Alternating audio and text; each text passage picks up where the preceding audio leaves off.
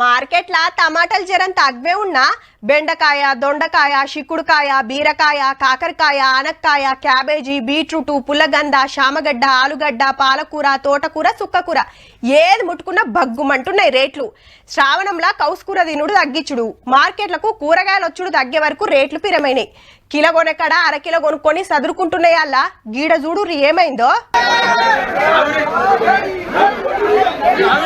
వాళ్ళు ట్రేలల్ల తెచ్చి కుమ్మరిచ్చుడు, వీళ్ళు కవర్లు పట్టుకొని తలుగుడు. ఇట్లా ఓసుడే ఆలస్యం అట్లా అయిపోతున్నాయి. అక్క దెబ్బ ఏరుతుంటే గీ తమ్ముడు టక్క టక్క కవర్ నింపుతున్నాడు. ఈ కాకేమో తువ్వాలలో మూట కడుతుండు. అది ఇదని ఏం లేదు, కూరగాయలన్నీ వంచిపెట్టిర్రు. పెద్దపల్లి మార్కెట్ల మారు బేరం చేస్తోళ్ళు. పబ్లిక్ కు గీ ఆఫర్ ఎందుకు ఇచ్చిర్రంటే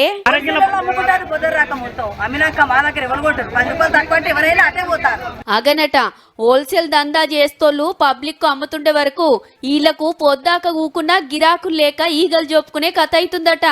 కిలా అరకిలా పావుకిల సుత అమ్ముతుర్రట. రేటు తక్కువయ్యే వరకు అందరూ ఆడనే కొంటుర్రు. వీళ్ళ పని ఉత్తదే అవుతుంది. గందుకే ఉత్తగుంటే ఖరాబైతే అని ఇట్లా వంచి పెట్టి నిరసన చేసిర్రన్నట్టు. వేస్ట్ చేయొద్దని చెప్పి ప్రజలందరికీ పంచుతున్నాము. ఇప్పటి వరకు 1500 మందికి పంపిణీ చేసినాము. ఇద్దరు నుండి సాయంత్రం వరకు పంచేంత మాల్ మన దగ్గర మిగిలింది. వీళ్ళే హోల్సేల్ తానగొని మారు బేరం చేస్తారాయే. మళ్ళా ఆలుసు తమ్ముతే ఎట్లా? హీళ్లలోలేమో గాని పబ్లిక్ అయితే 2-3 రోజులు కూరగాయలకు రంది లేకుండా వచ్చిపోర్రి.